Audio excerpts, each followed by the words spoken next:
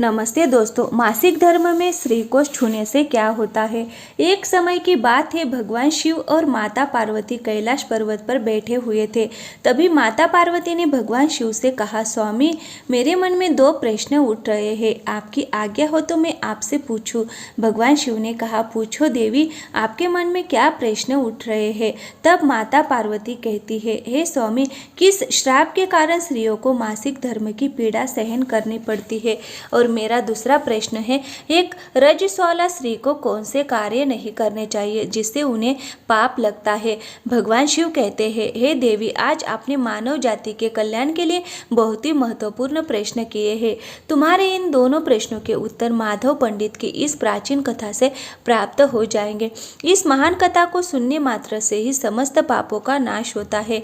जो भी पति पत्नी इस कथा को ध्यान पूर्वक सुनते हैं, उनके घर के सारे क्लेश और विघ्न मिट जाते हैं और उन्हें सौभाग्य की प्राप्ति होती है। इसीलिए हे देवी, आप भी इस कथा को ध्यान पूर्वक सुनना। माता पार्वती कहती है, हे स्वामी, हे माधव पंडित कौन थे और उनके आचार विचार कैसे थे, मैं इस कथा को अवश्य सुनना चाहती हूँ। कृपया आप इस कथा को मुझे सुनाना आरंभ कीजिए। मैं ध्यान पूर्वक इस कथा को पूरा सुनूंगी। फिर भगवान शिव कहते हैं, हे देवी, प्राचीन समय की बात है, मल्हार देश में एक बहुत ही सुंदर और रमणीय नगरी थी। उस नगरी में माधव नाम का एक पंडित रहता था। उसको समस्त शास्त्रों और वेदों का ज्ञान था। वह परम बुद्धिमान, गुणवान तथा धर्म कार्य में हमेशा तत्पर रहता था। सभी जाति के लोग उसका सम्मान करते थे और रोजाना दान धर्म तथा संध्या उपासना किया करता था। वो पंडित पशुपुत्र, बंधु बांधवों और धन संपत्ति से संपन्न था। उसकी पत्नी का नाम सुजाता था। वह भी अत्यंत रूपवान, चरित्रवान, गुणवान तथा पतिव्रता स्त्री थी। फिर एक दिन उस पंडित ने अपने घर बहुत बड़े यज्ञ का अनुष्ठान करवाया और अनेक ऋषि मुनियों को स्वयं जाकर निमंत्रण दिया और उस नगरी में निवास करने वाले समस्त मनुष्य और ब्राह्मणों को उसने यज्ञ तथा भोजन के लिए बुलाया। फिर उस दिन अनेक ऋषि मुनि और उस नगरी के समस्त ब्राह्मण उसके घर पर आए। उस पंडित ने उन सभी का आदर सत्कार किया। फिर उसने सभी को घर के अंदर बुलाया और आसन पर बिठाकर भोजन कराया। ऋषि मुनियों और ब्राह्मणों को भोजन कराने के बाद उसने भगवान शिव का स्मरण करते हुए सभी को कपड़ों आदि का दान करके विदा किया। वो सभी माधव पंडित को आशीर्वाद देकर वहां से चले गए। उसके बाद उसने अपने परिवार के बंधु बांधवों तथा अनेक गरीब और भूखे लोगों को भोजन कराया। इस प्रकार से सभी को भोजन कराने के बाद और अनुष्ठान से निवृत्त होकर जब वह पंडित अपने घर के द्वार के सामने खड़ा था, तो उसने देखा कि उसके घर के सामने एक बकरी और सांड बातें कर रहे थे। उस पंडित ने उस बकरी और सांड की पूरी बात सुनी तो उसे बड़ा आश्चर्य हुआ। वो बकरी और सांड उसके माता पिता ही थे, जो पिछले जन्म के पाप के कारण इस जन्म में बकरी और सांड बन गए थे।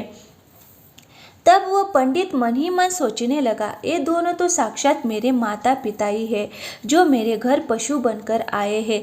किस कारण से इन दोनों को पशुओं का शरीर प्राप्त हुआ है।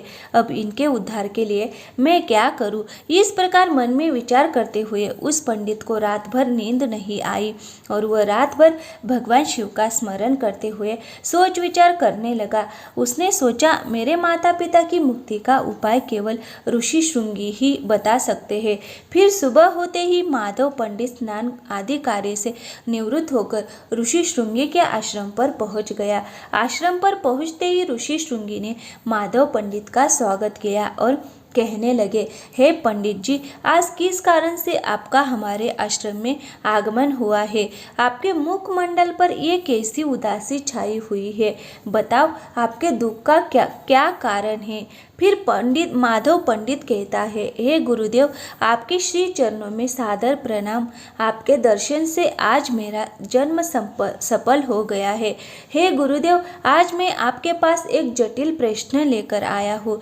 कृपया आप ही मुझे इस कष्ट से बाहर निकाल सकते हैं। मैं अत्यंत दुखी और दुर्बल हो गया हूँ।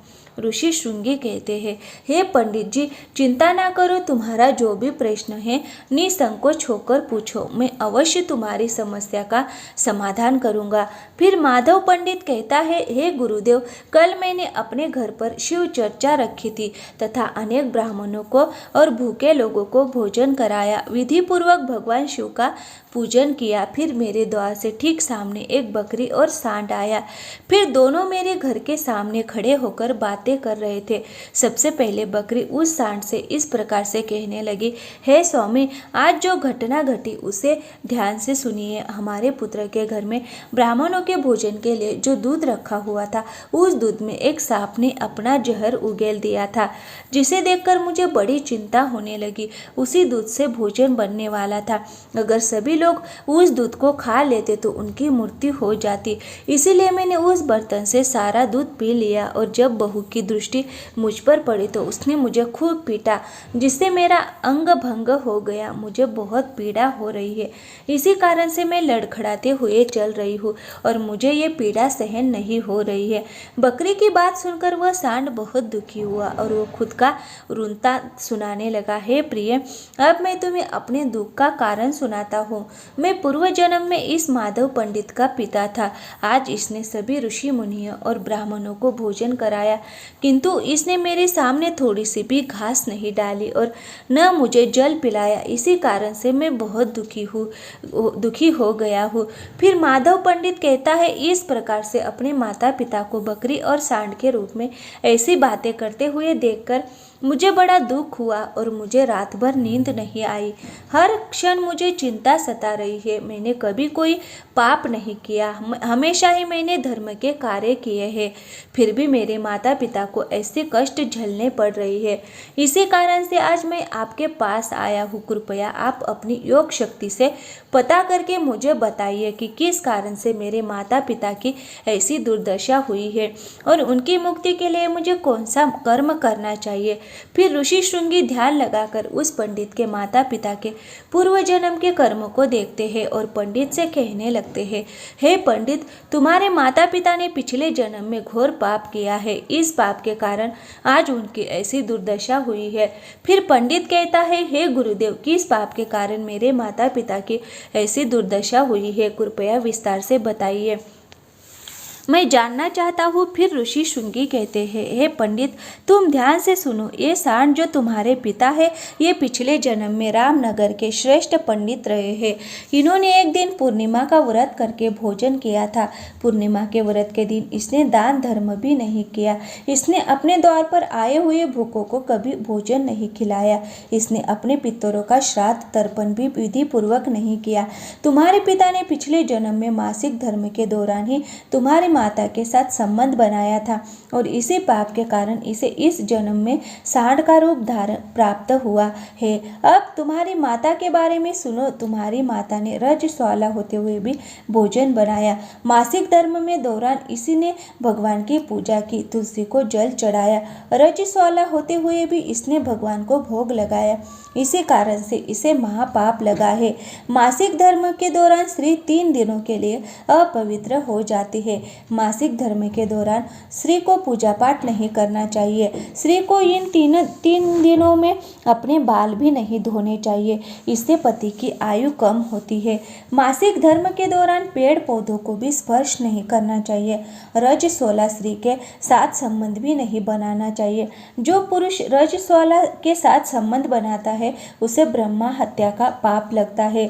जो पुरुष रजस्वला के वस्त्रों को स्पर्श करता है उसे भी घोर पाप लगता है। रजस्वला स्त्री के शरीर में 3 दिनों तक ब्रह्म हत्या का पाप निवास करता है और चौथे दिन ही वह स्नान करके पवित्र हो जाती है।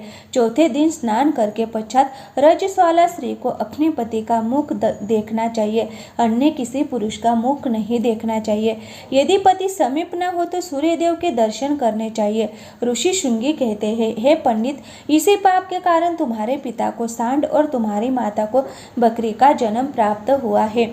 माधव पंडित कहता है, हे गुरुदेव, अब आप मुझे अपने माता पिता की मुक्ति के लिए उपाय बताइए। ऋषि शृंगी कहते हैं, हे पंडित, तुम किसी भी अमावस्या के दिन अपने माता पिता की मुक्ति के लिए श्राद्ध तथा तर्पण करो और दान धर्म करो, गायों की सेवा करो और अपने माता पिता की मुक्ति के लिए भगवान से प्रार्थना करो। फिर वह पंडित वही करता है। फिर उसके माता पिता को समस्त पापों से मुक्ति मिलती है। फिर भगवान शिव माता पार्वती से कहते हैं, हे देवी, मैं तुम्हें रजस्वाला स्त्री को कौन से कार्य नहीं करने चाहिए इस विषय में बता दिया। अब मैं तुम्हें बताता हूँ कि किस कारण स्त्री को मासिक धर्म से गुजरना पड़ता है। सतयुग में कालकूट नाम के प्रसिद्ध असुर हुआ करते थे। दानव होने के कारण उनका स्वभाव उग्र था और वो हमेशा ही युद्ध करने के लिए तत्पर रहते थे। फिर एक दिन सभी दानव उत्तरासुर के साथ मिलकर स्वर्गलोक पर चढ़ाई करने लगे। उन असुरों के पास भयंकर शक्तिशाली अस्त्र शस्त्र थे जिनका देवता सामना न कर सके और भागकर ब्रह्मा जी के पास चले गए। फिर ब्रह्मा जी ने उन असुरों को परास्त करने का उपाय बताते हुए कहा, हे देवराज इंद्र, तुम इसी क्षण महर्षि दधीचि के पास जाओ। वो उनके शरीर की हड्डियों से तुम्हें अस्त्र शस्त्र प्रदान करेंगे। उन्हीं अस्त्र शस्त्रों का प्रयोग करके तुम उन असुरों का वध कर सकोगे। फिर सभी देवता महर्षि दधीचि के आश्रम पर जाते हैं और उनसे प्रार्थना करते अस्त्र शस्त्र प्रदान करने की विनती करने लगते हैं। फिर संसार के कल्याण के लिए महर्षि दधीचि अपने शरीर की हड्डियों से अस्त्र शस्त्रों का निर्माण करते हैं और उन्हीं अस्त्रों में से एक वज्र नाम का अस्त्र होता है जिन्हें देवराज इंद्र धारण कर लेते हैं। फिर सभी देवता उन असुरों से युद्ध करने के लिए निकल जाते हैं। देवता और असुरों के बीच भीषण युद्ध होता है। सभी देवता आकाश में असुरों से युद्ध के लिए इकट्ठे हो जाते हैं और प्रहार करने लगते हैं। अग्निदेव अग्नि के प्रहार से दैत्यों को जलाने लगते हैं। फिर अग्नि के प्रभाव से असुरों के शरीर जलने लगते हैं। फिर वरुण देव जल की वर्षा से असुरों को डुबा देते हैं, जिससे असुर त्राही त्राही करने लगते हैं। अनेक दिनों तक इस प्रकार से देवताओं और असुरों में भीषण युद्ध चलने लगता है। फिर देवराज इंद्र और उत्तरासुर आमने सामने आ जाते हैं और दोनों के बीच भीषण युद्ध होने लगता है। और फिर देवराज इंद्र अपने वज्र का प्रहार करके उत्तरासुर को मार डालते हैं। उत्तरासुर की मृत्यु होते ही उसके शरीर से ब्रह्म हत्या बाहर निकलती है और देवराज इंद्र का पीछा करने लगती है। फिर वह ब्रह्मा हत्या इंद्र के शरीर में प्रवेश कर जाती है, जिससे इंद्र को ब्रह्म हत्या का पाप लगता है। फिर देवराज इंद्र ब्रह्मा जी के पास जाते हैं और उनसे ब्रह्म हत्या से छुटकारा पाने के लिए कहते हैं। फिर ब्रह्मा जी उस ब्रह्म हत्या को देवराज इंद्र के शरीर से बाहर निकालने की आज्ञा देते हैं और ब्रह्म हत्या इंद्र के शरीर से बाहर निकलकर ब्रह्मा जी से कहने लगती है, हे परम पिता, अभी तक मैं उत्तरासुर के शरीर में निवास कर रही थी क्योंकि उसने अनेक ब्रह्म हत्याएं की थी। जब इंद्र ने उसकी हत्या कर दी तो मैं इंद्र के शरीर में निवास करने लगी। अब आप ही मुझे उचित स्थान दीजिए जहाँ पर मैं रह सकूं। फिर ब्रह्मा जी कहने लगे, हे ब्रह्म हत्या, मैं तुम्हें उचित स्थान देता हूँ। फिर ब्रह्मा जी ने ब्रह्म हत्या के 4 भाग कर दिए और कहा, हे ब्रह्म हत्या, तुम्हारा एक भाग अग्नि के भीतर रहेगा। जो भी मनुष्य अग्नि को आहुति नहीं देगा तो उसके शरीर में प्रवेश कर जाना। तुम्हारा दूसरा भाग जल के भीतर रहेगा। जो भी जल में गंदगी फैलाएगा अथवा मल मूत्र का त्याग करेगा तुम उसके शरीर में प्रवेश कर जाना। तुम्हारा तीसरा भाग पेड़ पौधों में रहेगा। जो भी मनुष्य बिना कारण ही वृक्षों को काटेगा उसे भी ब्रह्म हत्या का पाप लगेगा। फिर ब्रह्मा जी ने अप्सराओं को अपने पास बुलाया और कहा, हे अप्सराओं, इस ब्रह्म हत्या का 1/4 भाग तुम ग्रहण करो। अप्सराएं कहने लगी, हे प्रभु, आपकी आज्ञा से हम इसे ग्रहण करने के लिए तैयार हैं, किंतु हमें भी इससे मुक्ति का उपाय बताइए। फिर ब्रह्मा जी कहने लगे, हे अप्सराओं, जो भी पुरुष रजस्वला स्त्री के साथ संबंध बनाएगा उसके अंदर ये ब्रह्म हत्या प्रवेश कर जाएगी। इस प्रकार से ब्रह्म हत्या के 4 भाग हो गए, एक अग्नि में, दूसरा जल में, तीसरा पेड़ पौधों में और चौथा स्त्रियों के अंदर प्रवेश कर गया। इस ब्रह्म हत्या के पाप के कारण स्त्रियों को मासिक धर्म होता है। जो भी पुरुष मासिक धर्म के दौरान स्त्रियों को स्पर्श करता है अथवा उनके साथ संबंध बनाता है उसे ब्रह्म हत्या का पाप लगता है। भगवान शिव कहते हैं, हे देवी पार्वती, इस प्रकार से मैंने आपको स्त्री के रजस्वाला होने के पीछे के कारण और रजस्वाला स्त्री को कौन से कार्य नहीं करने चाहिए आदि के विषय में बता दिया है। फिर माता पार्वती कहती है, हे स्वामी, आज आपने मुझे बहुत ही महत्वपूर्ण ज्ञान दिया है। मैं भी आपको वचन देती हूँ, जो भी स्त्री मासिक धर्म के दौरान पूजा पाठ करेगी और पति के साथ संबंध रखेगी, उसके घर में मैं कदापि प्रवेश नहीं करूँगी। वीडियो अगर पसंद